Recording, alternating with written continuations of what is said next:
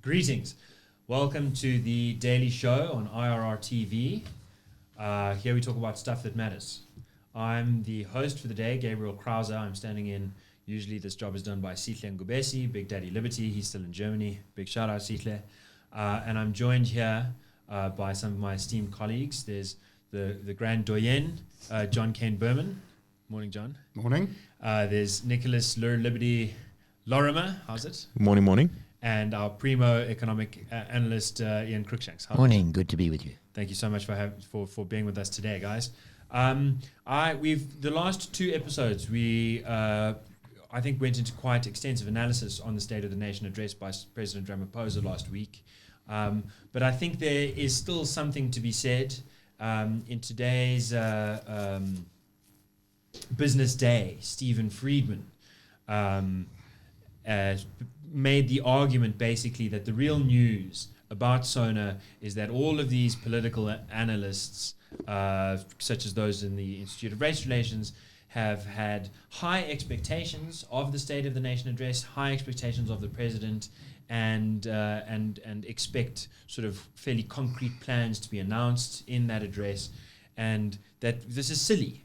That the point of the State of the Nation address is sort of largely symbolic. You get together, the government has to announce its plans, the government has to sort of say nice things, and we shouldn't expect anything else, lest we do some kind of disservice to democracy by fraying the bonds of trust and of hope that supposedly weave together this country. So I think that there's some tension there between your article, Mr. Ken Berman, the day before, and what Stephen Friedman has to say about what we should expect from SONA. Do you think he's got it right? Should we be setting the bar as low as possible? The main thing about SONA, as far as I'm concerned, is that the president made a very, very specific promise that his government would create 2 million jobs for young black people over the next 10 years. This figure is absolutely fatuous. It's a thumbsuck. It bears no relation to any of the other promises about job creation that have come from Mr. Ramaphosa in the last 18 months. It bears no relation to any of the employment figures that have been published over the last decade, if not longer, by Stats SA. And I think it's a massive indictment of both political and financial journalists in South Africa that, apart from one, whose name I forget, and myself, nobody has done any serious analysis of that very specific figure that the president produced. And I think it's amazing, given the major problem of unemployment, and especially youth unemployment in South Africa, that the media is so utterly uncritical on such an important issue. But don't you think that the president's reference to the NDP, National Development Plan, sort of doesn't that provide the background architecture for how to implement this massive job creation? Well, if that is the background architecture, I'm very glad I don't live in a house designed by that architect. The figures in the NDP, as the Institute of Race Relations was virtually alone in pointing out at the time, are equally fatuous. There were all sorts of promises made. Unemployment would be reduced from 27.6% to 14% by next year. There was nothing in the NDP to suggest how that might actually be achieved. And I was glad to see that the former president, Thabo Mbeki, a couple of months back, pointed out in 2019 what the Institute said in 2012 when the NDP came out, that the thing was a thumbsuck from start to finish. And I think that's a direct quote there on the thumbsuck.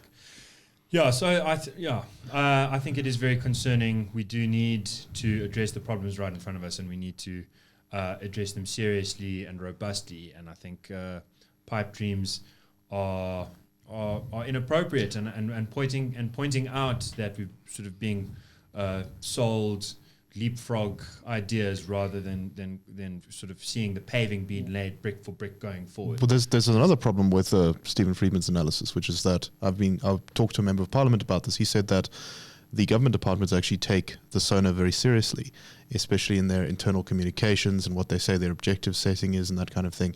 So I don't see why the media is supposed to not take it seriously when the government does.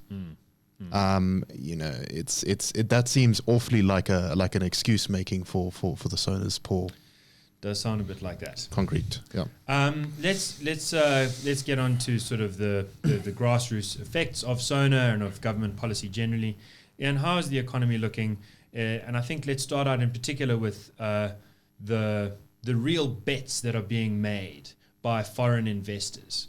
Are they betting on South Africa Inc.?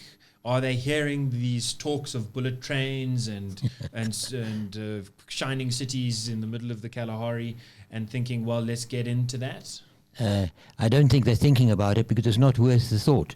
I think that there's a realization that these are pipe dreams. I think they were just described that. I think we should rather aim at the truth. Government is not doing that, and that's really very distressing. As an example, today we see government announcing that we've created, that 22,000 new jobs have been created. It looks like the private sector is taking the baton and running with it. We're going to get an economy getting into full speed. We're not. Those jobs that were created in the last month were 19,000 were in social services. That doesn't make the economy work. I think that that's misleading. These are impractical promises that have been made. The jobs data is misleading by Stats SA, and I think we should be quite sure that we understand that unemployment is a huge problem, and foreigners are recognizing it. What are they doing? They're saying, we're selling out of SA Inc. We're selling our shares on the JSE that backs South African industry and commerce, and in fact we even got to a stage where they're selling our bonds. That's a sharp indictment of the fact they're not sure if we can service existing debt. Never mind all the new debt we're going to have to keep the economy going. As an example, in this year to date, they've sold 42 billion rands worth of equities on the JSE. Now, that is cash that's going to go out of the country that we sorely need to offset the current account and the budget deficits. If we don't have it, that money's gone. It's not going to come back, especially when we have misleading stats to direct us or misdirect us. And let's just clarify. Yes. So when you say more or less 19,000 of the 20,000 new jobs that were created in the last month were in social services. Yes. So that's basically government services, government employment. So the government is employing more people. Already there's quite an established belief that at least in state-owned enterprises and some government departments, they're employing more people than they have the capacity to run properly. So a lot of people aren't actually adding product, but they are extracting salaries. And so we've got a budget deficit. That means the government is spending more money than it's bringing in. And a current account deficit, which means that we are importing more than we're exporting. Right. And together that means we're sort of in this problem of not having enough money. And then on top of that, 42 billion rand has been withdrawn effectively by foreign investors. But what about last year and the year before? Well, last year we had over 50 billion for the year withdrawn. Hey, we're only halfway through this year, so let's just say that the situation is getting worse. The rate of withdrawal is accelerating. That's going to make it more and more difficult to meet the challenge of the twin deficits. I think that what needs to be done, what could be done, there's got to be a serious source and application of funding.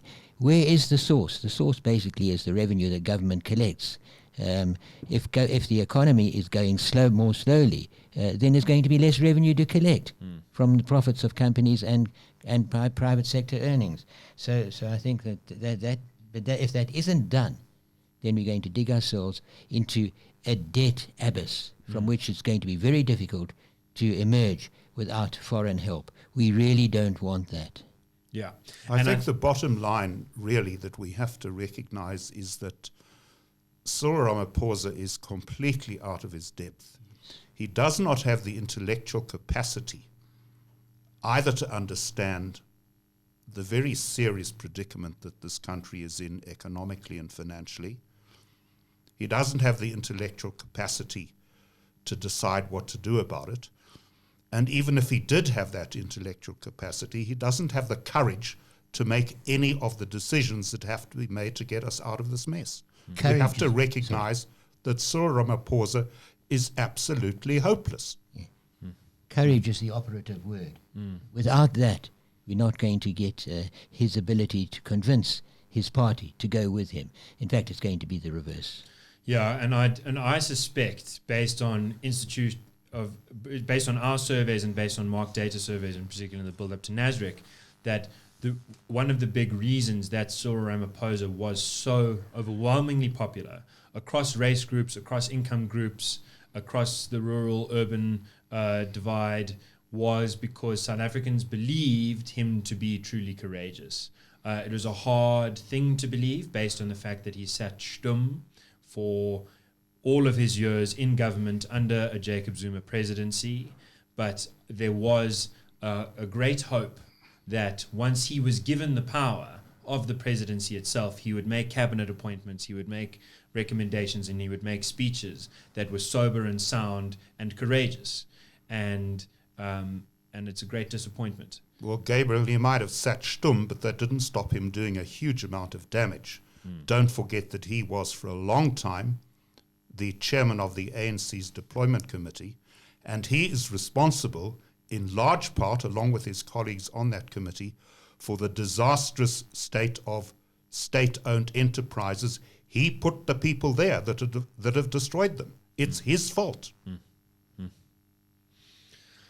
Well, I think on that note, let's give ourselves a breath of fresh air on the old South African politics and talk the UK. It's one of our trading partners, one of our main trading partners, and of course, it's the age of its democracy. I think makes it an important place to look at for all, especially fledgling democracies such as our own. They've been going through the Brexit crisis. It looks like the race to replace Theresa May as the Prime Minister and the leader of the Conservative Party has been whittled down to two. And the two candidates are Jeremy Hunt and Boris Johnson. JKB, do you want to tell us a little bit about who you think is going to win that race and what you think the outcomes of that will be? I've no idea who's going to win, but it looks from all the comments I've read and the polling so far that Boris Johnson is in the lead. We have to wait and see. May I make a comment there? We've got to say, so what's it mean to us, whoever it is? First of all, remember that our international trade with the UK is under 20% of the total. It's not quite as overwhelmingly large as it was in the past, but nevertheless, it's one of the biggest and important because it is our entry point into Europe. But whichever way it goes, I don't think there'll be a big change to our trading pattern. Nicholas, what's your read on the situation?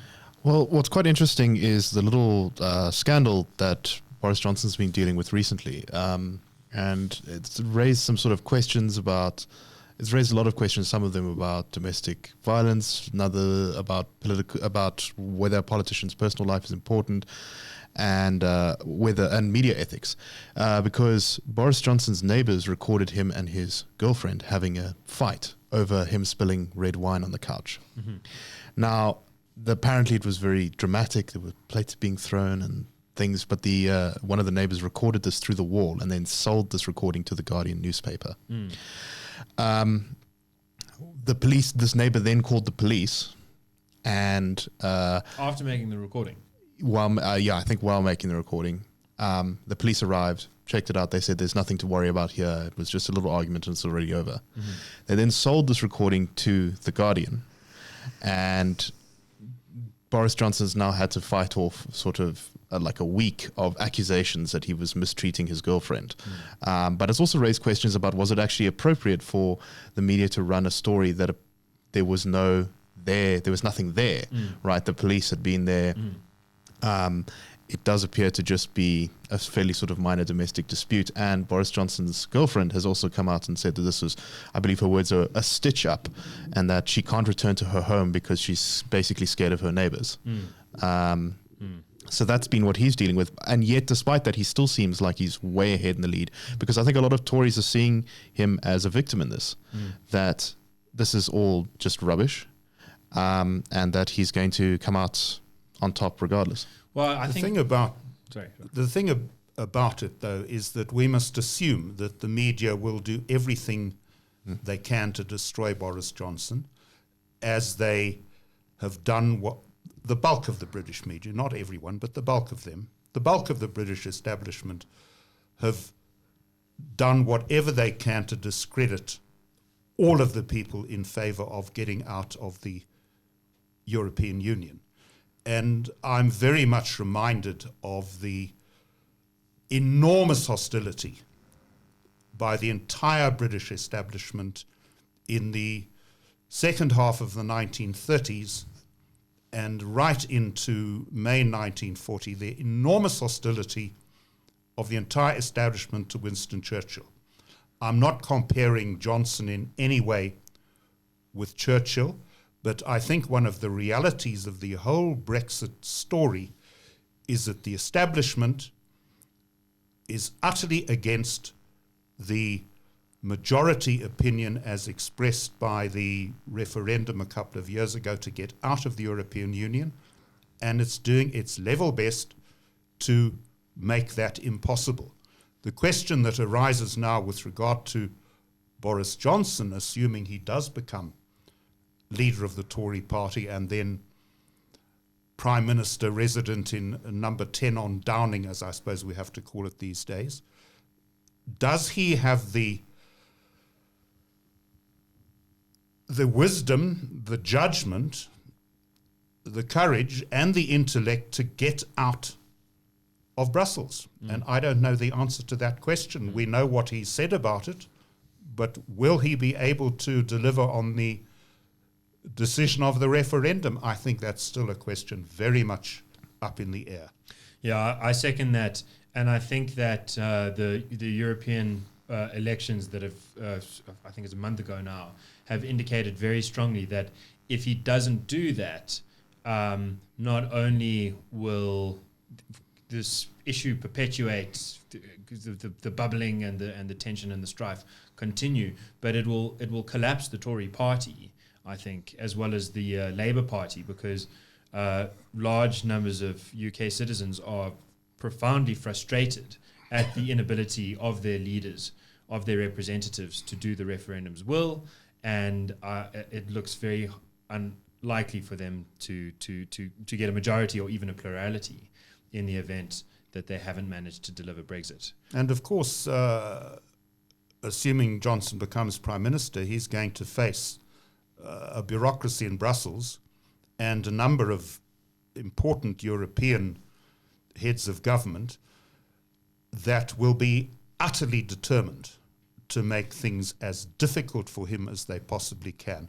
They want to destroy any notion of Britain getting out of Europe, because they know very well that if the Brits can get out successfully, it will precipitate similar kinds of demands and moves in the rest of Europe. And that will be the end of the little European enterprise of ultimately setting up, which is their ultimate objective, of course, a federal state ruled from Brussels.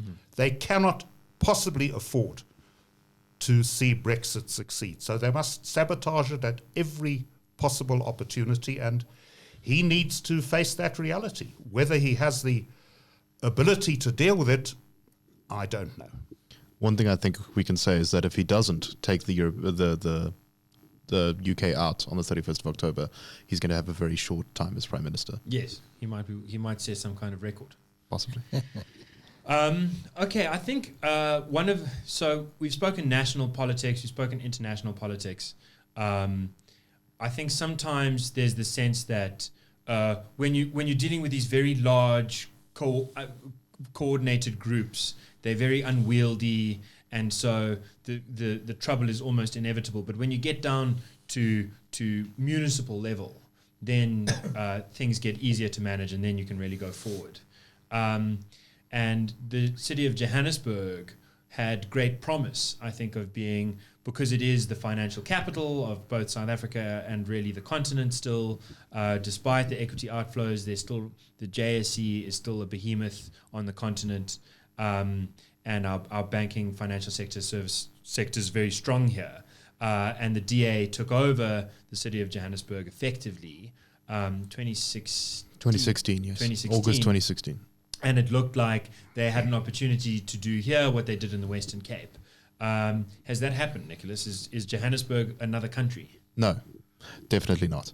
Now, the question is how much of this is the DA's fault and how much of this is just the situation they're in. So unlike the city of Cape Town, they have a much more complicated arrangement for their coalition. It's not as many parties as in the first City of Cape Town coalition, but it's with the EFF, who are far more strategic in their operations. And the EFF have demanded a pound of flesh for their support for the DA administration in Johannesburg. It's to my understanding, I think it would be difficult to find a major official in the city of Johannesburg who's been appointed by the DA government since 2016 who did not have the explicit stamp of the EFF. Mm-hmm. And in some cases is the EFF's candidate. Mm-hmm. Now it's difficult to kind of prove that. You would really have to dig into the selection committees and that kind of thing. A lot of backroom dealing goes on behind that sort of thing. But I believe that has been the price. And for example, the JMPD head, the newest one, has been accused by some of being a EFF deployee, essentially. So the DA has not had full control over what they can do in the city. But at the same time, there's been a lot of inertia from the bureaucracy inside the city. There's, I think, very little willingness to change because that would involve perhaps losing jobs or people being demoted. Mm-hmm. So at my time there, when I was in the city of Johannesburg, there was a lot of talk repeatedly to the sort of public representatives, to the councillors, where the administration would say, no, don't worry, just keep telling people everything is all right because there will be improvements. It's coming. We can't tell you about it properly yet, but it's coming just down the pipe. And we can't tell you because if the EFF gets wind of it, then they might start obstructing things or redirecting things. But the horizon's on the horizon. Yeah. And the DA might point to, I think during the election campaign, they used some stats but I would be very suspicious of the stats. So, for example, I was in a meeting, Ward Councillors Forum meeting in 2017, and we received two reports. One is the report that went to the mayor's desk, and one is the report done by our local sort of district, our local region. And they didn't match at all. The report to the mayor said that there were 900 potholes that had been filled and this many signs, I think it was 300 signs, had been replaced. And yet we knew as councillors that the depot in our area had not had signs for 3 months. So how did they replace all these signs? They've told us that they couldn't replace anything. We also saw from the reports from our own region that the number of potholes was filled was something like, a fifth of what was being reported to the mayor. So I think there's an awful lot of fudging going on in the municipal stats as well. And if you drive around Johannesburg, you can see a lot of problems persist. I think there have been some improvements in some places. There've definitely been attempts to fix things going on in the inner city. Mm-hmm. But I think overall the DA has largely failed. We brought this up on the show before that there's a kind of lawlessness that started under the ANC government, but it's continued under the DA government. It was an example that you heard about where electricity infrastructure was being stolen by people in City Power uniforms. With City Power trucks. Who were stealing substations, who were stealing transformers, who were stealing fuses out of things. Another one where pick-it-up employees were stealing wheelie bins. Official pick-it-up employees, while waiting for the truck to come around, they were loading them onto a bucky so that they could resell them. So I think that the DA really needs to adjust what it's doing in the city of Johannesburg. And if it can't make those arrangements under the coalition agreement it has with the EFF, then it needs to go back into opposition. Yeah, because it's only doing itself a disservice. Right, and I think that I kind of want to just go over a little bit of a story that's ongoing, but that some of our readers will have seen on the Daily Friend news channel with regards to Herman Mashaba's attempts to get a grip on Alexandra Township. Now, the immediate political setup is that in the build-up to the 2019 elections, there was great unrest in Alexandra, there were massive protests, and Tony Ngeni and others went into Alex, got cameras on them, got tires in front of them, very explicitly sort of evoking this idea of impimpi, which is all the more shocking sort of in light of Anthea Jeffrey's book, The People's War, these stories of the mayor of Diepkloof, part of Soweto, being he was an IFP guy, not the right kind of black person, so he was assassinated. Lots of ANC supporters back in that period, lots of administrators who weren't ANC supporters were assassinated because they seemed to lend credibility to what the ANC didn't want, an alternative option to the ANC for black South Africans. And the same kind of rhetoric was used to say to Mashaba, look, you're not really the right kind of guy, and come and face your people. He didn't go. Ramaphosa said you're a coward for not going, which I think in light of what we were earlier saying about Ramaphosa's own status as a courageous person is pretty it's pretty unfathomable in a way, actually. But Mashaba obviously got some kind of message. He needs to be seen in Alexandra Township as a friend of the people. And the way that this is actually played out is that the Red Ants went to deliver on evictions that had been on the books for years. The DA had promised for years that it's going to enforce all of the eviction orders that are on its books. And when it happened, Mashaba swooped in and said, no, this must be illegal. And there must be evil forces behind this. This must be basically, he was very strongly implying that this must be an ANC further attempt to discredit me as not a friend of the people, but rather as some kind of obstreperous rule of law type who has no empathy. And there are various unfortunate things about that. The latest unfortunate quality to that, aside from the fact that Mashaba is sort of speaking explicitly to not being in control of his own administration, is that the COO, the effective head of the Red Ants, whose name is Fuzile Balintulo, spoke to Newsroom Africa and showed them documentation of the order that the Red Ants had received, that the JMPD had ratified and that Mashaba's office had ratified for these evictions. He spoke to the consultation processes that they did before the evictions and referred to other evictions that they'd done under DA administration and with DA approval, and said, basically for Mashaba to say that he didn't know about this is, I think his word, a fallacy, so to speak. And Mashaba then shot back the day before yesterday on Power FM, saying that he's going to, that Balintulo is going to rue the day.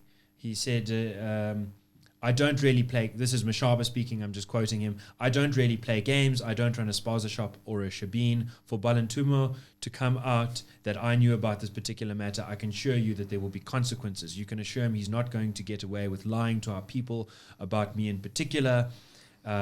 He said he will regret the day over and over and over again. And he said it's not just a lie, it's criminal. So, sorry, Ian, yes. It's just a point I'd like to make. All this leads me to, and my understanding of the situation, all part of the theme, make South Africa ungovernable. And it's happening now. It's happened effectively. Our state-owned enterprises are ungovernable. Because they're financially bankrupt. Our municipalities, like the horror stories you've just been narrating on Johannesburg, they're making it ungovernable.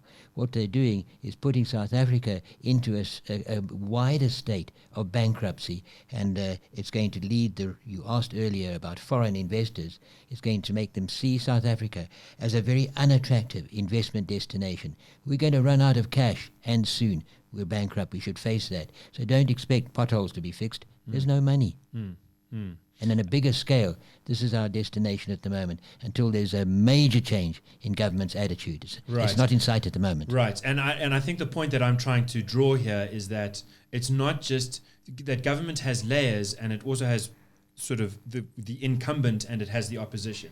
And the DA, for some time, where it was an incumbent, was credible at maintaining the rule of law and keeping things clean, and it was credible as an opposing force in opposition to radical ultra-leftist policy, in opposition to race nationalist policy too.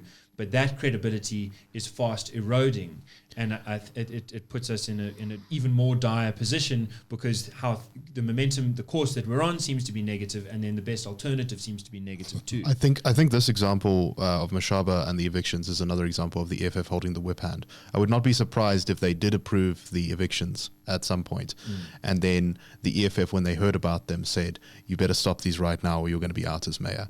And I believe it was actually when Mashaba went to speak to people, it would be difficult to realize that he was a DA mayor, because I believe he was flanked by EFF councillors on either side of him, and most of the people in the crowd were also EFF. Yeah, so supporters. he is in a difficult position. I mean, I don't think anyone can doubt that. But I think your point is probably the strong one.